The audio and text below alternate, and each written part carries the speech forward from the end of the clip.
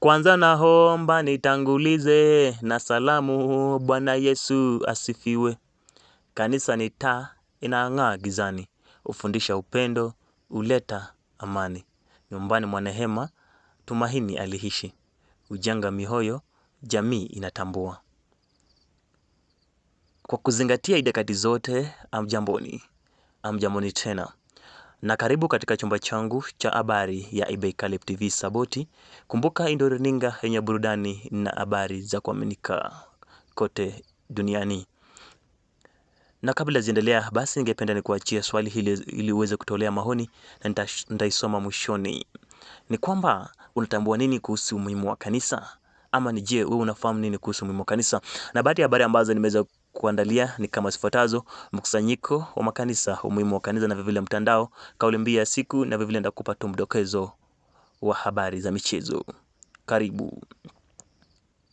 Familia ya mlango wazi, yani Gateway Community Church, kukusanyika hii leo kwa mkutano wa pamoja Church Assembly mwaka huu tarehe 31 mwezi Mei, kwani ya kwanza ilikuwa tarehe 26 mwezi uliopita pale na Shanda Gosen, lengo kuu ikiwa ni kuimarisha upendo, umoja na amani. Kanisa lina umuhimu mkubwa katika jamii kwa sababu linakuwa kitovu cha kiroho, maadili na mshikamano wa watu, ikiwafundisha upendo, uaminifu na huduma kwa wengine, huku ikitoa faraja, matumaini na msaada kwa wale walio katika changamoto, na kuchangia katika kujenga jamii yenye amani, heshima na mshikamano. Na kwingineko, mpenzi mtazamaji, mtandao umekuwa kama mshipa ya damu ya jamii ya kisasa. Unasaidia kuunganisha watu, kuongeza ujuzi, kukuza uchumi na kuboresha maisha ya kila siku.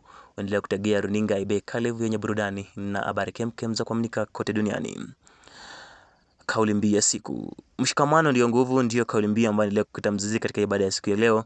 Nikimnukuu walionitangulia wakisema kwamba unity give strength. It remind everyone that when we came together as one body in Christ we can achieve more. Habari za mchezo. Msikilizaji, natulia na kupa vidokezo tu ya habari za michezo. Ni kwamba hapa awali timu ya kuweza kumwabudu Mungu pamoja na waombezi walitamba jukwani na kuamsha moto wa maombi hadi shetani kulalamikia. Kwa mengi zaidi tukutane pale alasiri ni kujuze mengi. Na kufikia sasa yote 59 sina la kuongeza ila kusema tu kwamba shukrani kuendelea kutegea runinga yenye burudani na habari za kuaminika kote nchini, na vivyo unaweza fuatilia habari zetu aswe hapa Gateway Community Church Kapretwa ya kila siku katika mtandao wa kijamii ya pale YouTube @Ibe TV. Na vivyo pia kama unataka kutolea ushuhuda, pia vile tunaweza kuhakikisha kwamba mambo yako yanakuwa mzuri. Nimekuwa kaka wako mstara presenter Caleb Ibe ndani ya Ibe TV. Ningependa kusema kwaheri na kutakia wakati mwema.